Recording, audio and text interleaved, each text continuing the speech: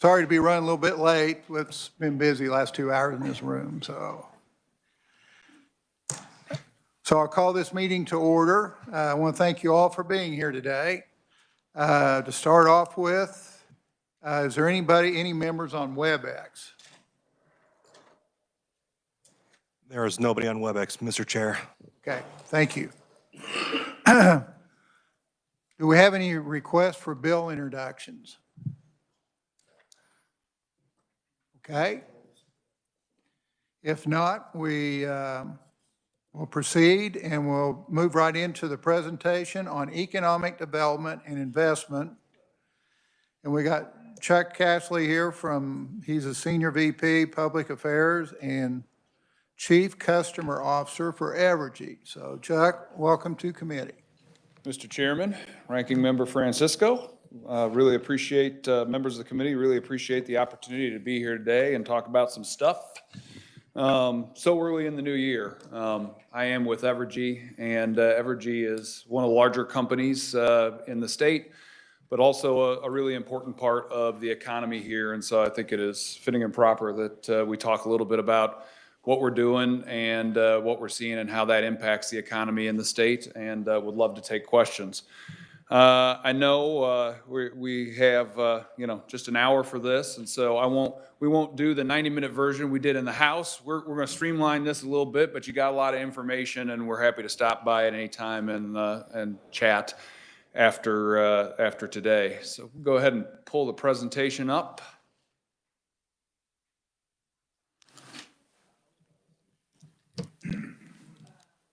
No presentation? There's a presentation somewhere. Okay, well, I'll go ahead and start on slide 2, and when we get it pulled up, that'll be great.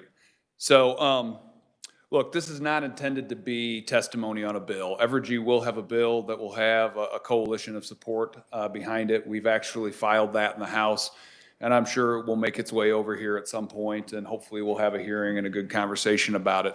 I don't really want to testify today. What I'd really like to do is talk about where we are as a company, what we've done the last 5 years. And so there's some real key takeaways I want to make sure we talk about. First of all, I want to make sure that we talk a little bit about the cold weather we had recently. It was pretty darn cold. It was a mini Uri, a little bit different. I want to talk about that and how we did in both that and the ice storm, just so if you have questions from constituents, you can address that. The second thing I'd like to do is one of the things that we've talked a great deal about over the last 3-4 years in the Capitol is rates and rate competitiveness. Well, it's now 5 years in, almost 6 years in, to Evergy being a company combined between KCP&L and Westar. And we had, as I'm sure most of you know, our first rate increase and first rate request in 5 years that ended last year. So I want to tell you where we are today with respect to rates and rate competitiveness.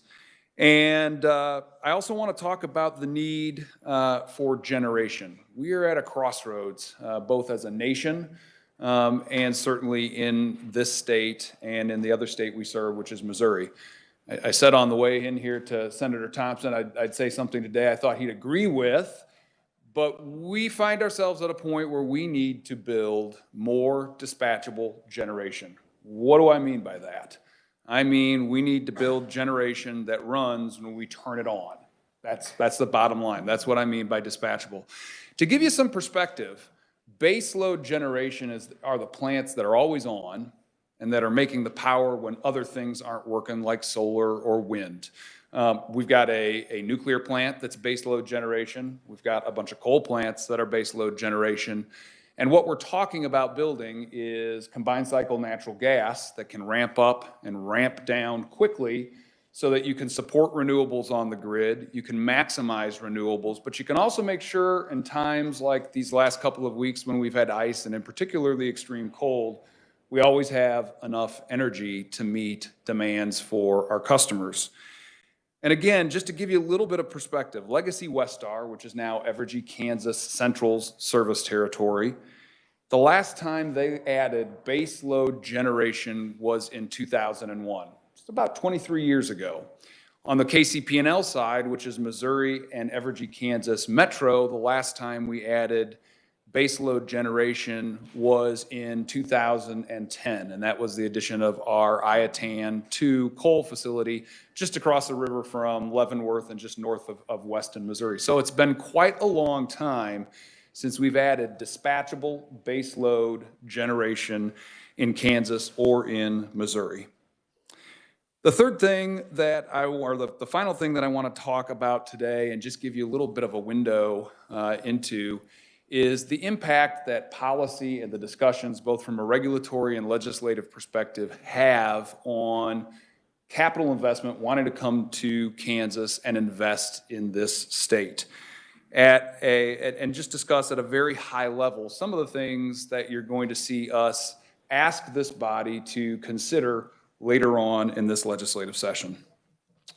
So first, let's go to slide 3 and talk a little bit about the extreme weather we've had recently. So some great pictures of some great individuals. Those are the real heroes of our company. These are the men and women who, while we sit here today and it's close to 40 degrees outside, there are lots of days when it's sub-zero. And as you can see, that doesn't make any difference to their job. They're out there and they're doing the work that keeps the lights on. And I'm happy to report that unlike Uri, we did not have any problems when we had the extreme cold over the last several weeks, and we didn't have any major problems in the ice that we got just recently last week. And so a couple of data points.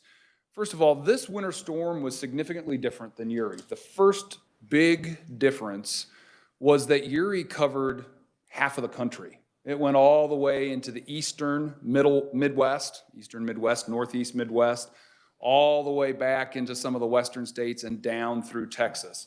This storm, while it was actually colder, we registered temperatures that were actually colder than Uri for a sustained amount of time. This storm did us the favor of moving across a much narrower band. So when we were having generation issues and needed supply, we could go to MISO, the regional transmission organization to the east of us, and import power without much problem. And conversely, when that weather made its way east, we turned around and did the same thing. So unlike Uri, which blanketed half of the country, this was a lot narrower band. It made it a little easier. Having said that, we never had a time when we didn't have sufficient baseload generation. We were working, our coal plants worked.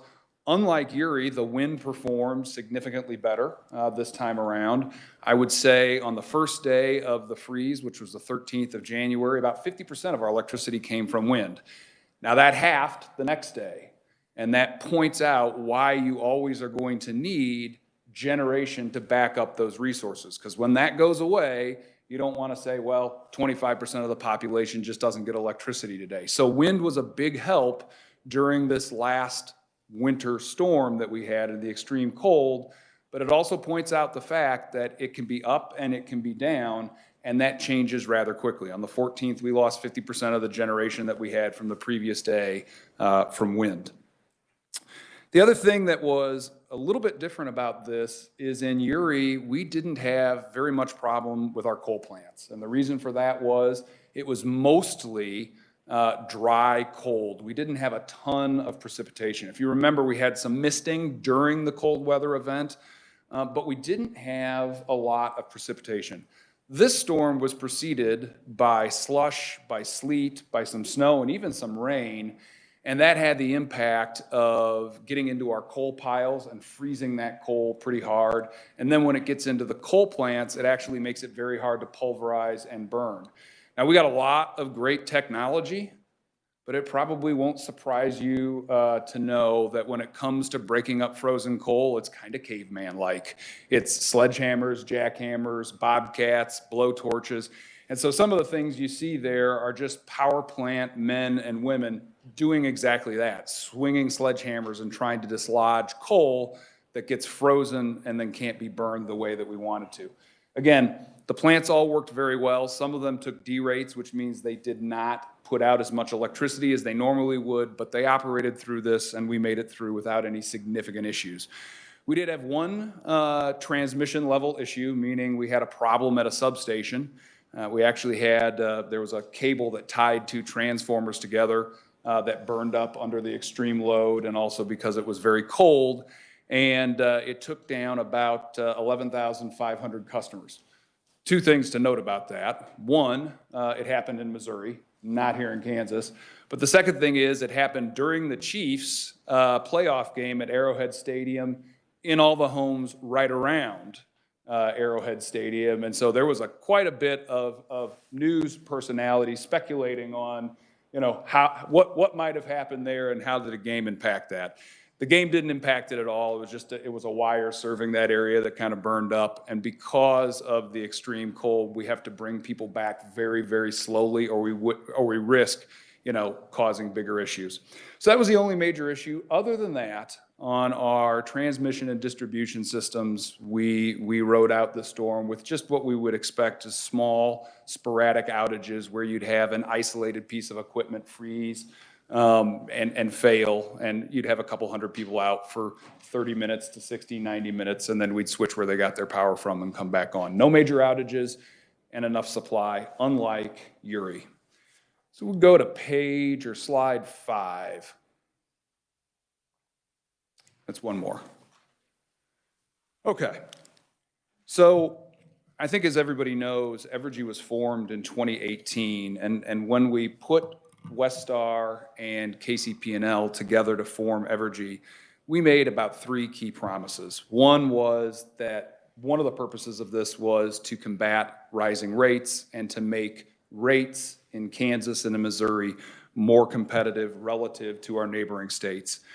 The second thing that we said is that we would maintain or improve our reliability. And the third thing that we said was that we would remain local, keep all of our local commitments, expand them, remain locally focused and engaged in the economic well-being of the 2 states that we serve. We really do believe there is a tremendous advantage. There's only about 20 states left in the United States that have a locally owned and operated utility our size. And we really do think that because we have 100% market share in our service territories, we only grow if the state grows. And so we are very, very aligned to make sure that that happens. And unlike some of the larger conglomerates out there who might be headquartered in New York or Chicago or Seattle, we actually know where Tonganoxie is. We actually know where Pittsburgh is. We know what people are referring to when they say Hutch. We live here, we work here, so that local focus was a big part of the value proposition.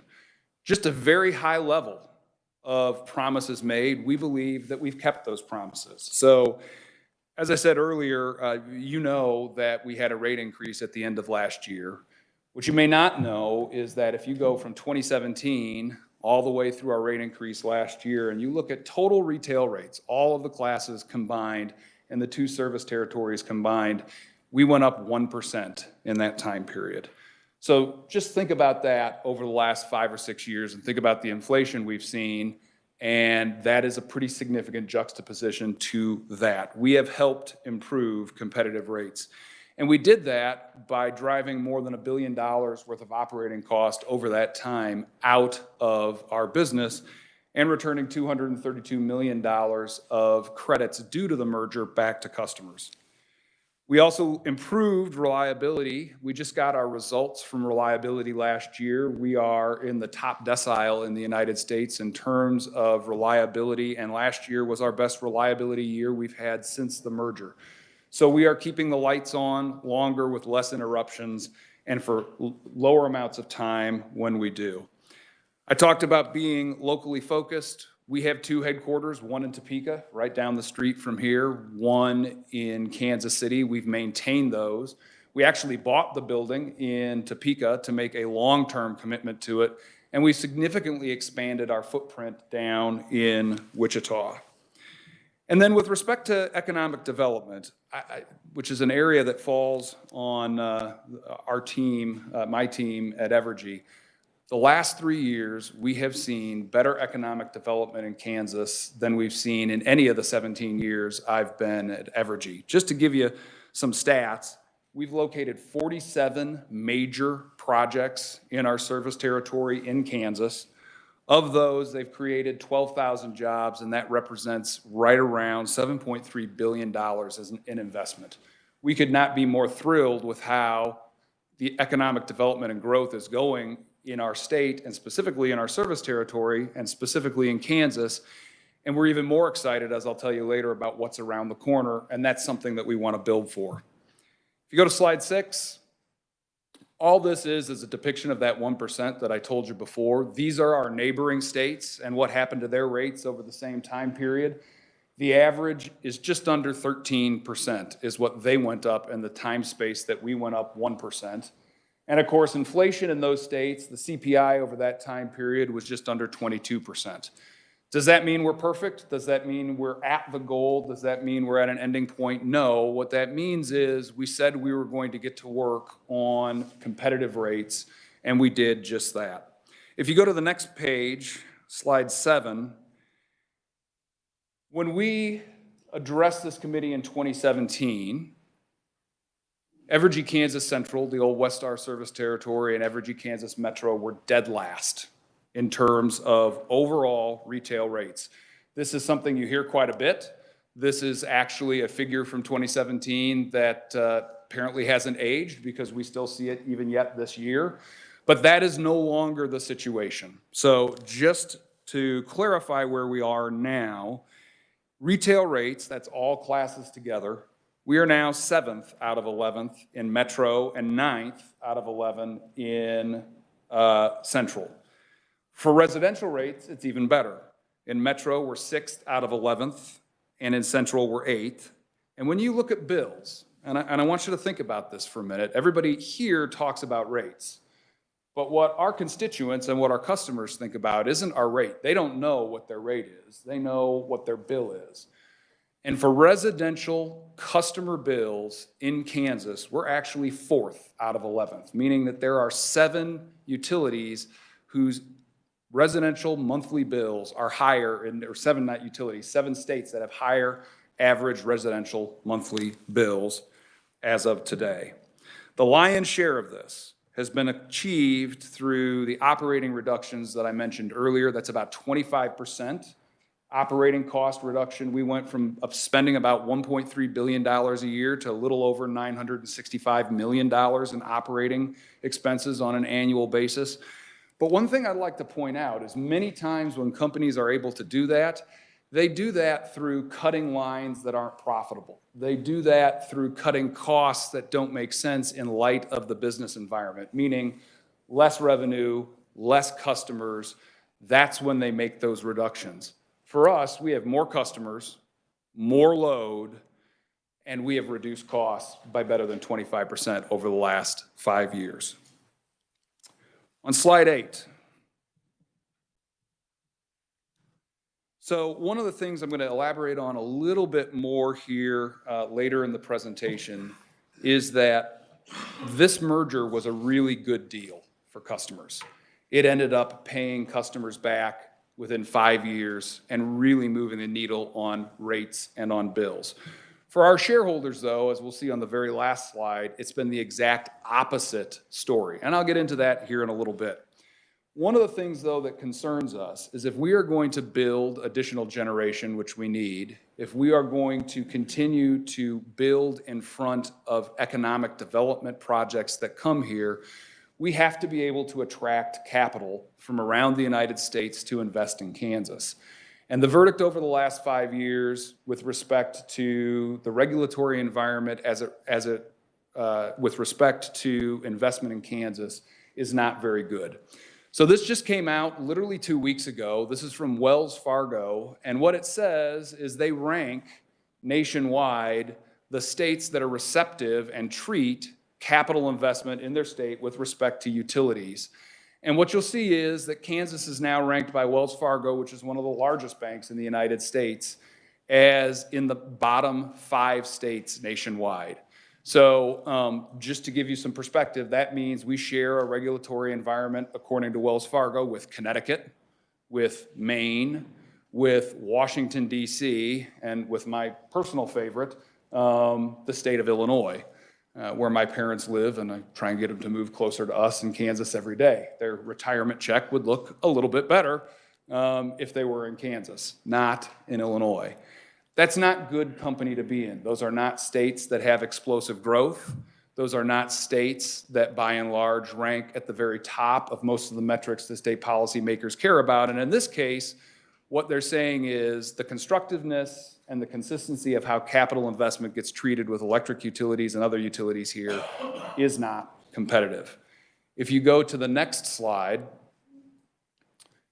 you'll see that the little look around Kansas and neighboring states there, you will see that Kansas, by Regulatory Research Associates, which is an analyst division of Standard & Poor's or S&P, also gives Kansas a below average rating in terms of the constructiveness of the regulatory environment.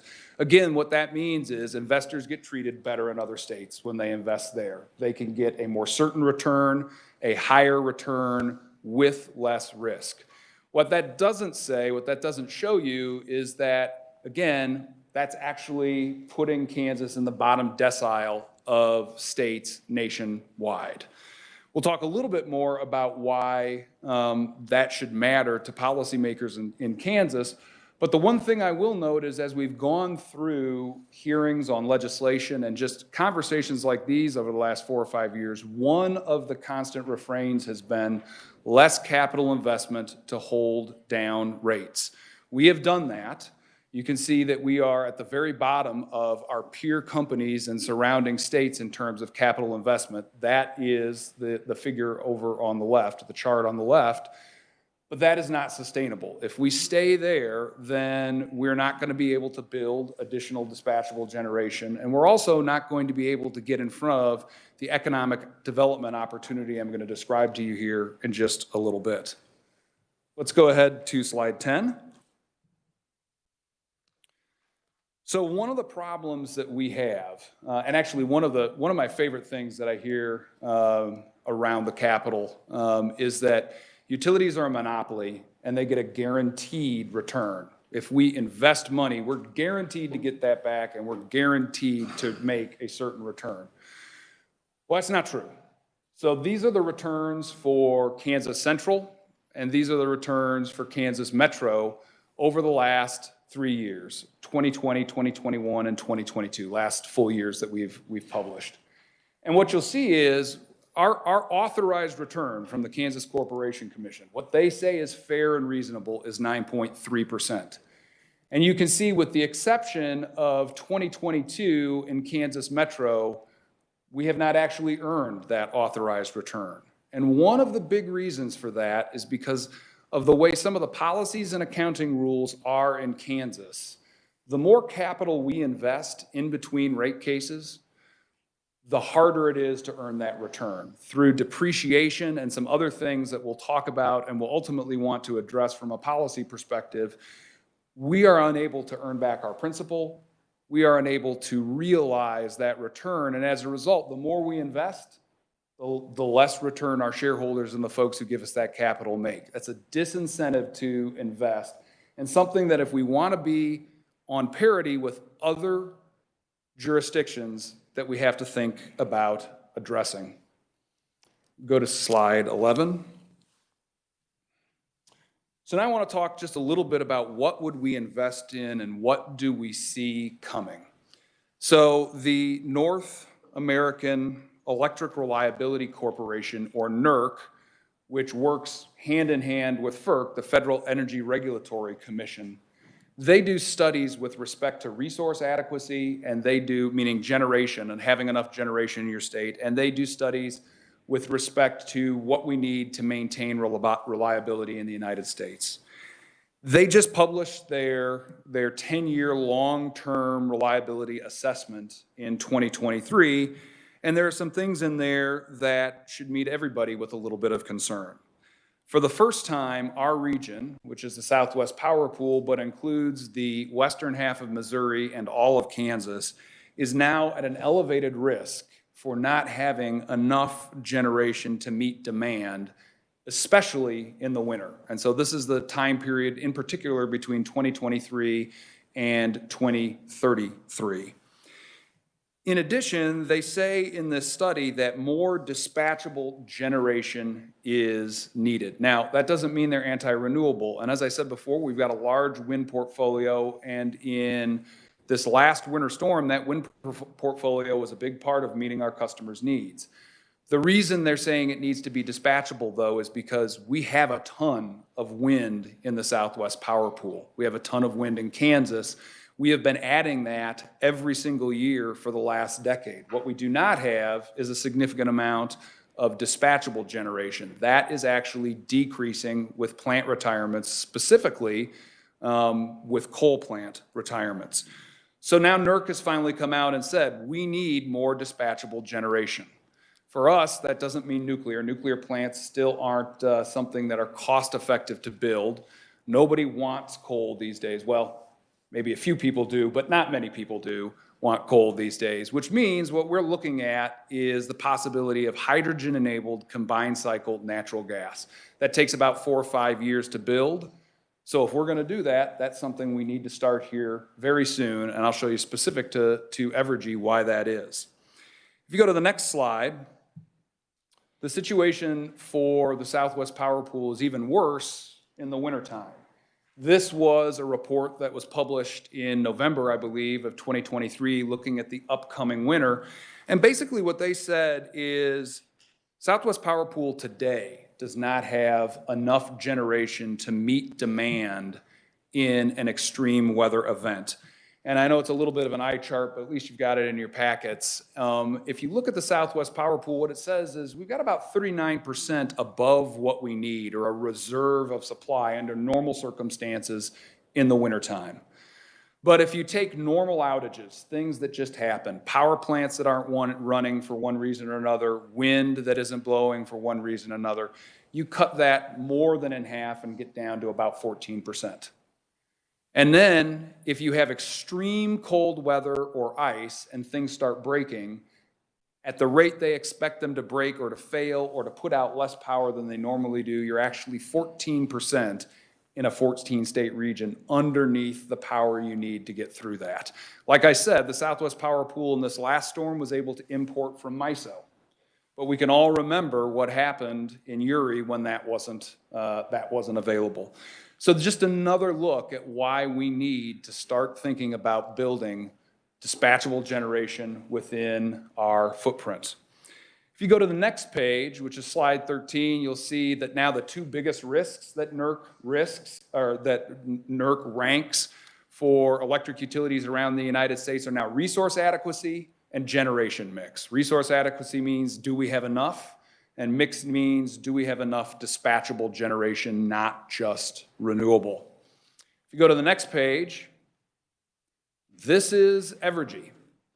So if you start on this waterfall chart over on the left-hand side, you'll see as we sit here today, we have about 400 megawatts of excess capacity, meaning capacity that under peak conditions, we don't need. When all customers are consuming, the max conditions, we have 400 megawatts.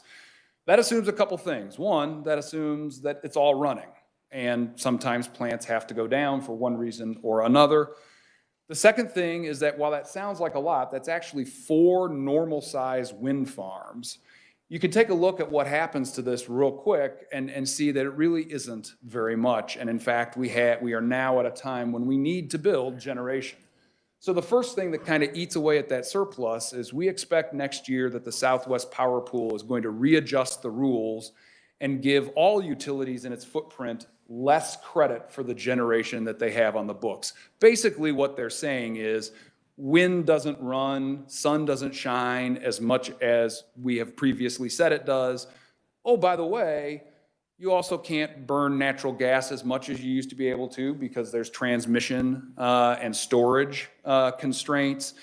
And the coal fleet is and the nuclear fleet is getting a lot older, which means it doesn't run as effectively anymore. And so as a result, they're saying, what we said you had before, we're going to downgrade a little bit. Well, if you take those anticipated changes out, and then you add to it just the economic development pipeline that we are aware is going to locate in Kansas in the next 5 years, meaning these are companies who have already indicated they are going to locate within our service territory. We already don't have enough generation. and that's going to happen between 2028 and 2029.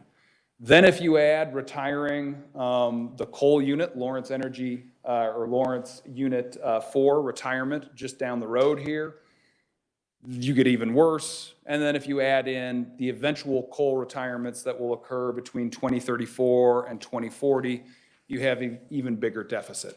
Now, that doesn't mean you won't necessarily have reliable power, because what we would do in that circumstance if we weren't able to build is we would import it from other areas. But that does have some pretty significant effects. The first is you start to be at the mercy of just market power, which means higher prices and more volatile.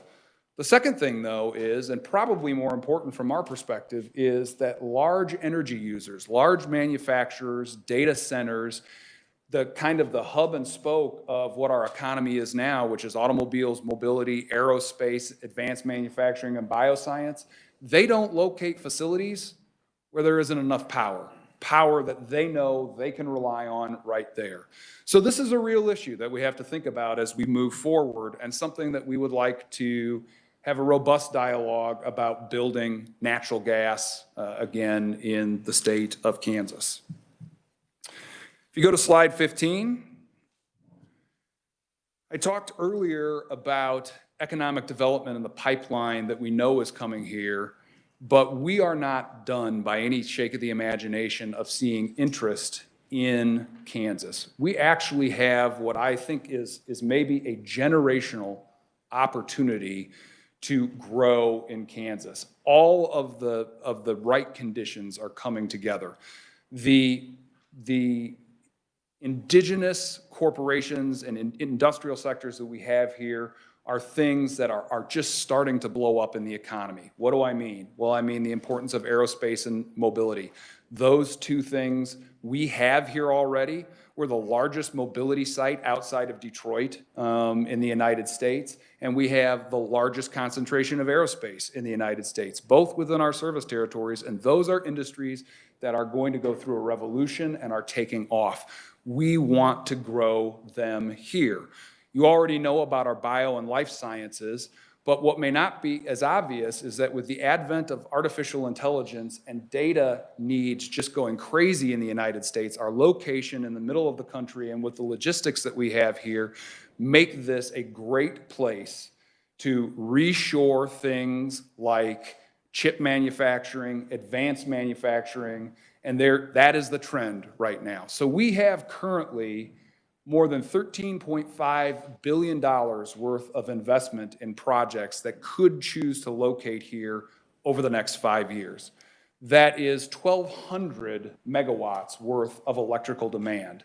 If we just land a quarter of that or a half of that, you're going to be looking at billions of dollars in investment, thousands of jobs, and economic growth, the likes of which we haven't seen in the last 2 decades in the state of Kansas. And it's a tremendous opportunity, and it's all looking here.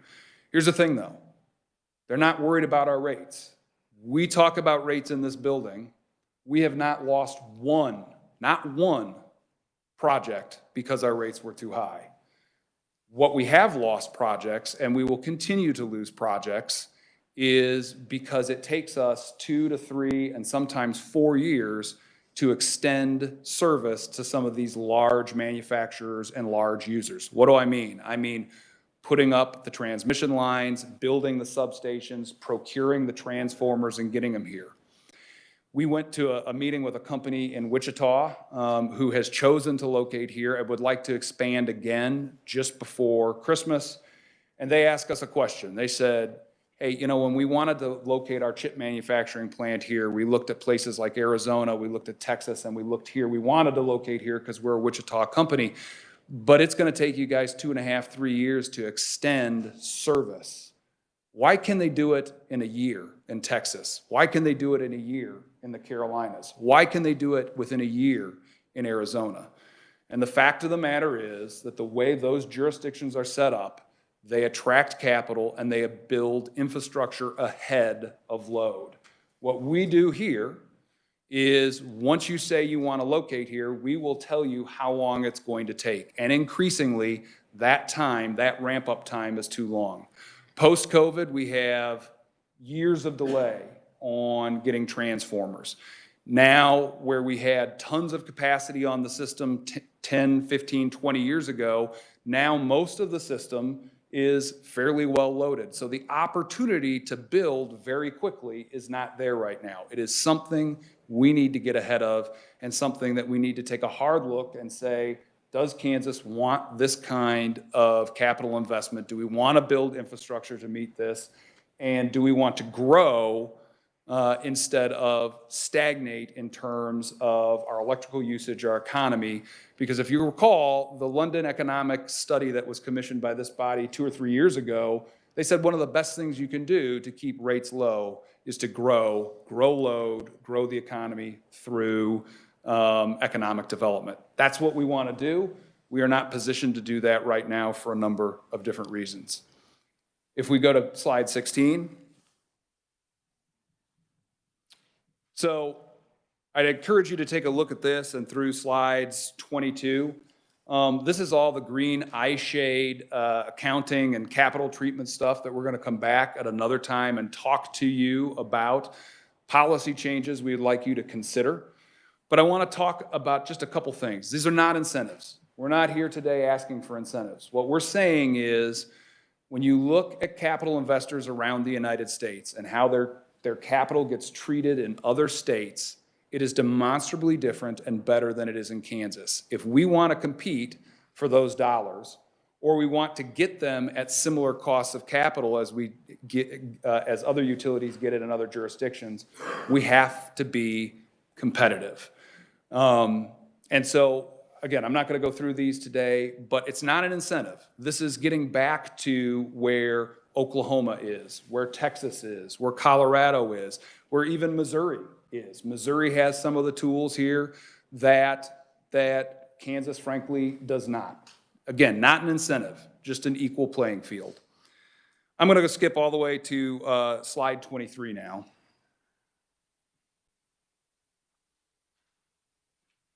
Back one.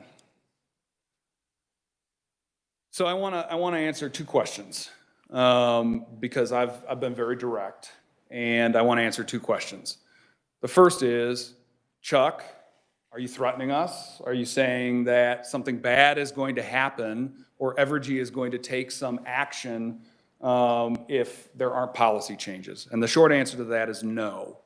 The short answer is we will continue to maintain the grid and do every single thing we can to invest in Kansas, maintain reliability, and grow our state economy.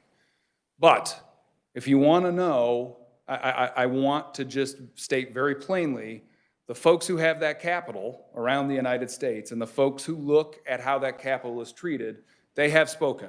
And I think I would be doing a disservice if I didn't say that it's not a great picture. So this is just a clip from this is from Guggenheim Investments, again, one of the larger investment houses in the United States. And basically what they said is, look, there are barriers to investing in Kansas that just aren't present in neighboring states. And that they are downgrading the state as a result. In fact, they even go on to say that, you know what, capital investors, they should just take a timeout in Kansas. You shouldn't go to Kansas right now. Let's see what happens in the legislature. Let's see what happens with policy over the next year or so to see whether this is a place you really want to put your money to work.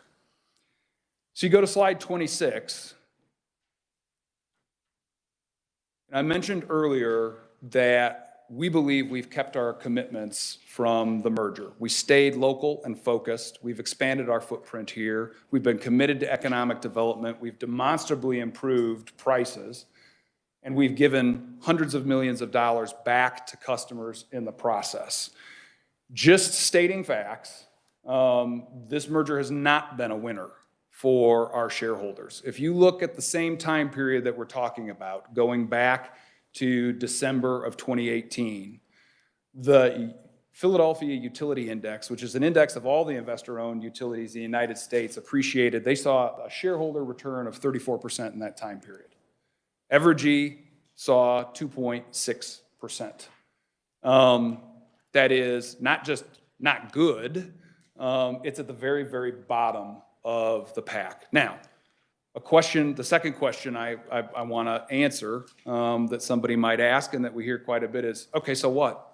Your investors aren't my problem. That just sounds like lower rates to me. And that is certainly an acceptable perspective. But the why you should care is because if we stay like this, we don't stay an independent utility. We don't stay a Kansas or Missouri utility. But more importantly, if it stays like this, then the cost of capital to get people to invest here is going to go up.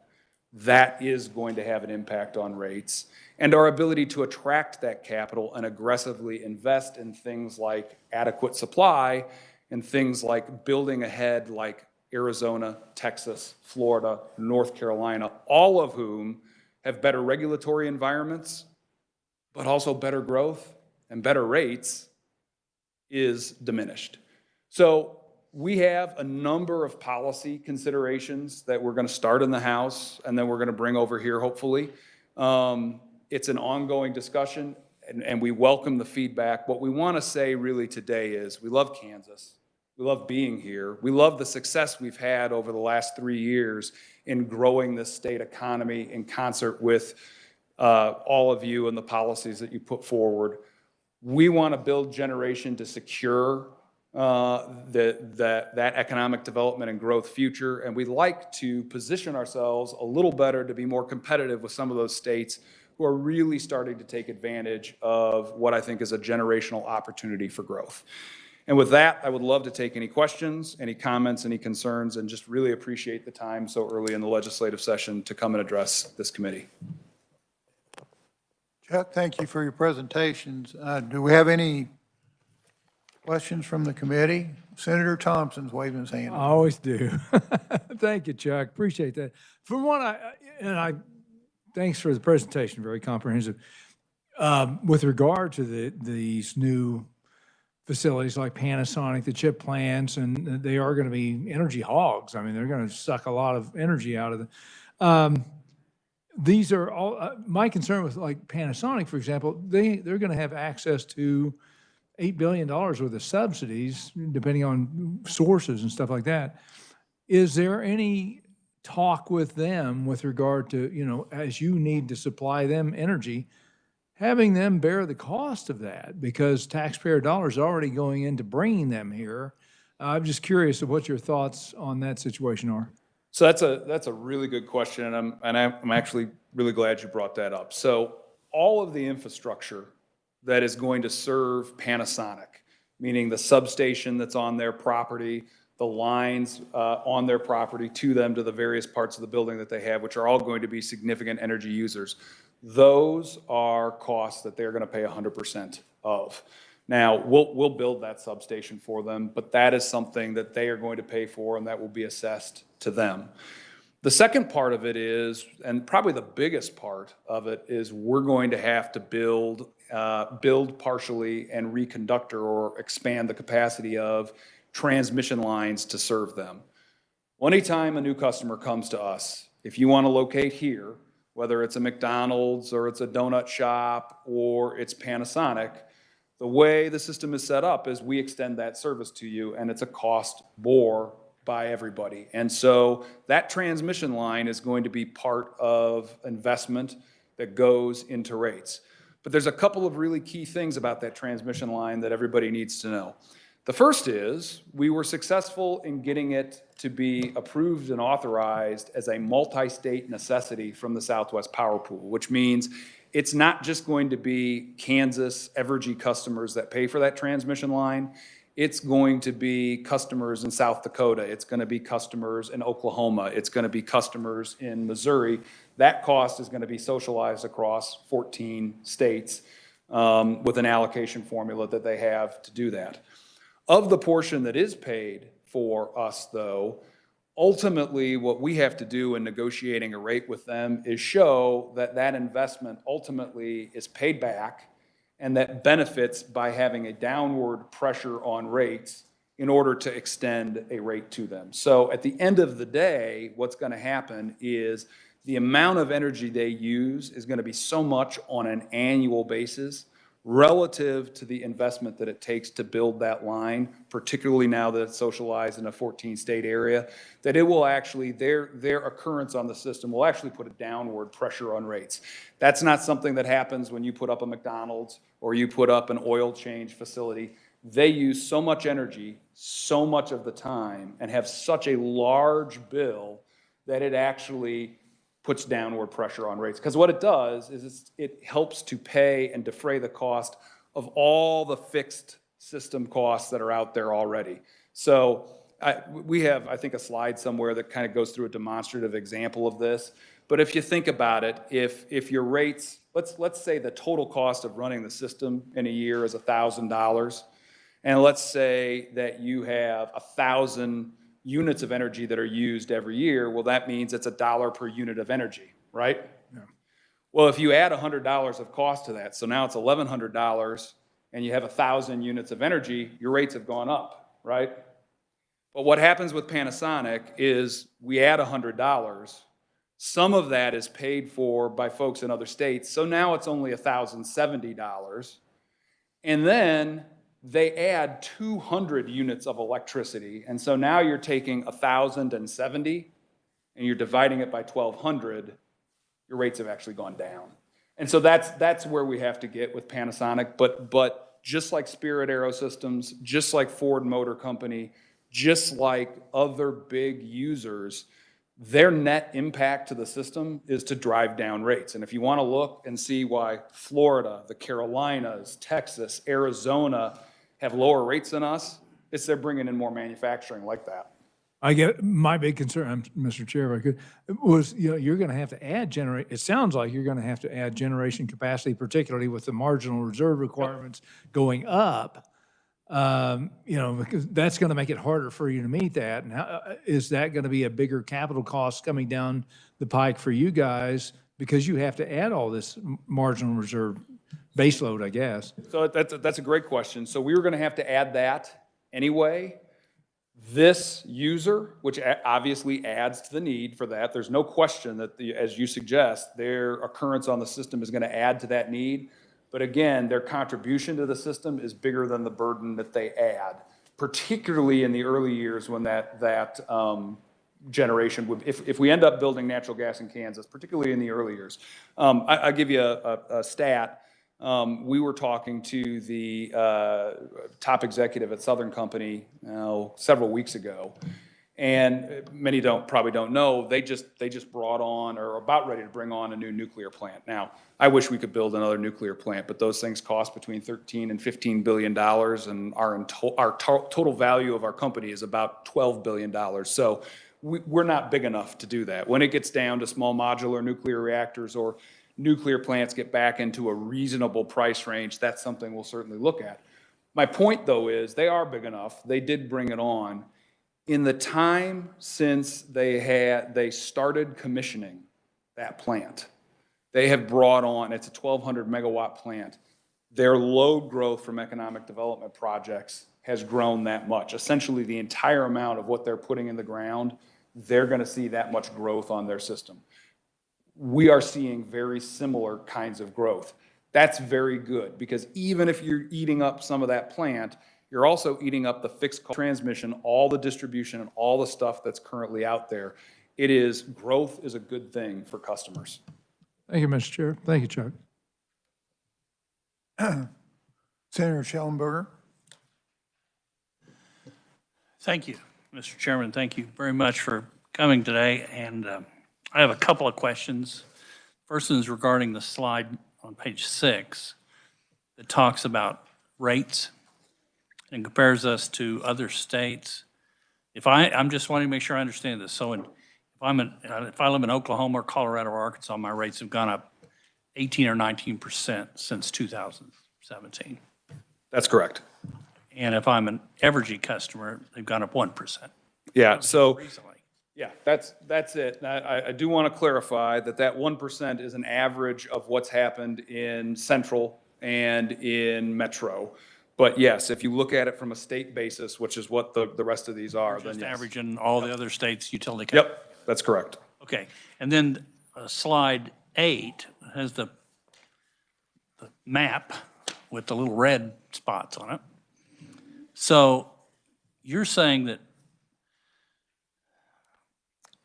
it's regulatory problems. I'm trying to think of a good way to put this.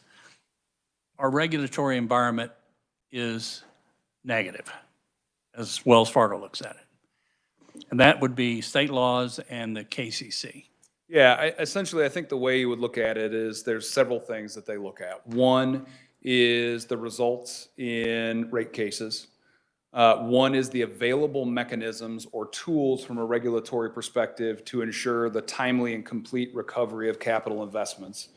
And I think the third would probably be the general policy orientation of the state, which would definitely include the state legislature. And if you think about the conversations we've been having in the state legislature over the last 3 or 4 years, there's been a lot of conversation, and rightly so, that focused all on price.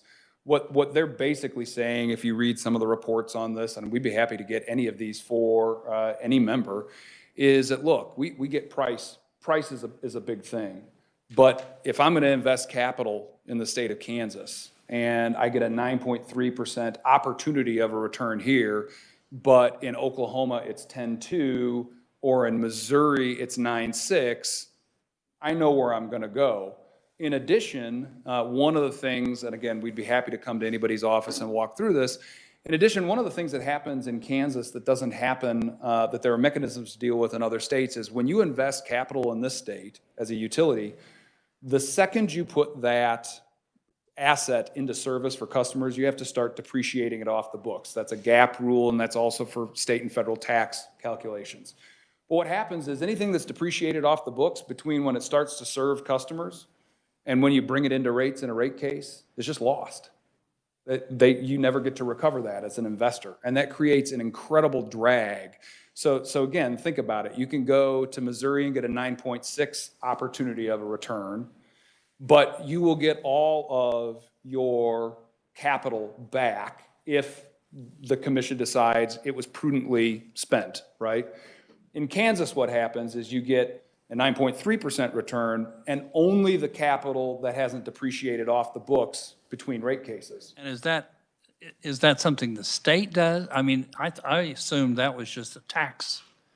Well, you have to depreciate obviously for tax, and you have to depreciate for GAAP accounting so that you have. We treat depreciation on utilities different than everybody else in Kansas? No, it's just for rate-making purposes. If it gets depreciated off the books, then it's not allowed to be brought into rates. Most other states deal with this by just having a mechanism that says, is a mechanism that we're asking frankly, for the state legislature to consider. Okay, and finally, Mr. Chairman, one last question. Still on slide 8, there's a statement here in the box that says states with most economic development growth will have much higher regulatory ratings.